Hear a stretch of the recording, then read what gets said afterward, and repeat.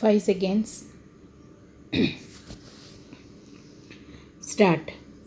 Honorable members, it gives me great pleasure to address both houses of Parliament at this first meeting after the general elections.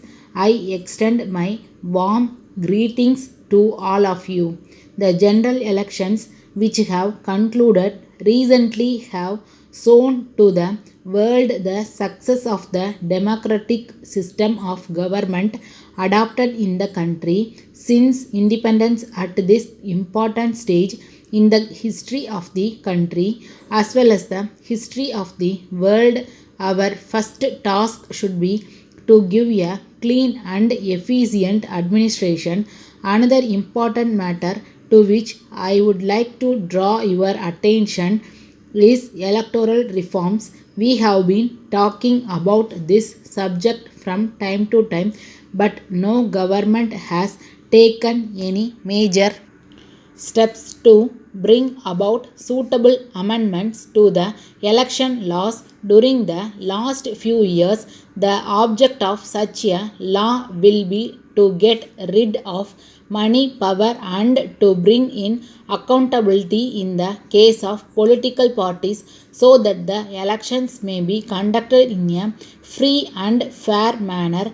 The new government will take necessary steps in this direction in consultation with all political parties. On this occasion, it would be proper for me to point out that the government will always try to maintain the honor and independence of the judiciary.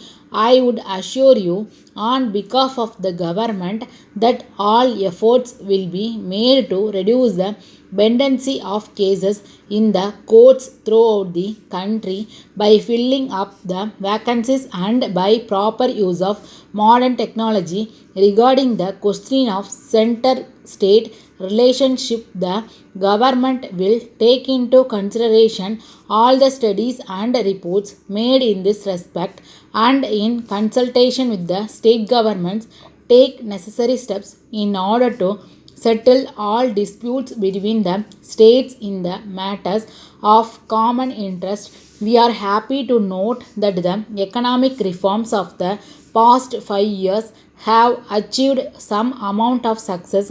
However, as you are aware, the speed with which we are moving is not much when compared with our requirements. This government would give personal attention to this matter and speed up the reforms while maintaining the basic framework of a sound economic policy. The economic development of a country in any parts of the world can be maintained at a steady rate only if the external loans of the government are limited to the minimum. As far as this matter is concerned, I do hope that you will be aware that the existing borrowings of our country are now very high. In this connection, attention will also be paid to the aspect of expenditure by the government, which is increasing day by day.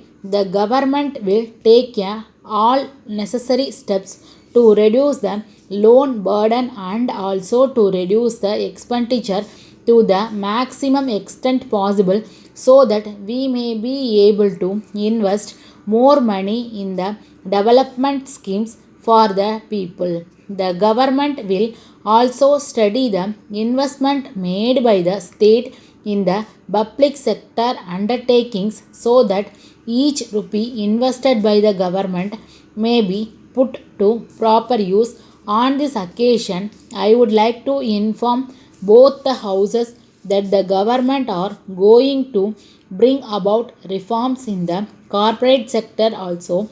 Suitable change will therefore be made in the company law and land ceiling laws to ensure full use of our resources so that our industry may be able to meet the competition from other parts of the world. At this important time, this house will have the great honor of taking this country to the next century. Thank you. Letter from Gopal and Company Limited, Salem to Messrs. Bhaskar and Sons Limited, Chennai. Dear Sir, this is with reference to your kind enquiry about the latest price list and catalog of our products. You may be aware of the increase in the transport charges and the increase in the cost of the raw materials. Since we are dealing in glass articles, we will have to face the risk of damage during transport. We are sorry to inform you that our factory remained closed for 2 months last year, and this has resulted in the decrease in turnover compared to the previous year. We are therefore not in a position to supply the materials at the existing rates and are forced to increase the price by 5%. We request you kindly to bear with this increase. We also request you to take all steps necessary to market our products in this part of the country, and we are willing to pay the necessary charges that may be incurred by you in this regard. On this occasion, we would like to place on record our gratitude for your support and help, which has helped us to tackle our difficulties. We look forward to the pleasure of your continued support in the years to come. We enclose here with our latest price list and catalog. We would be glad to send you any other information that you may require. Yours faithfully, Stop.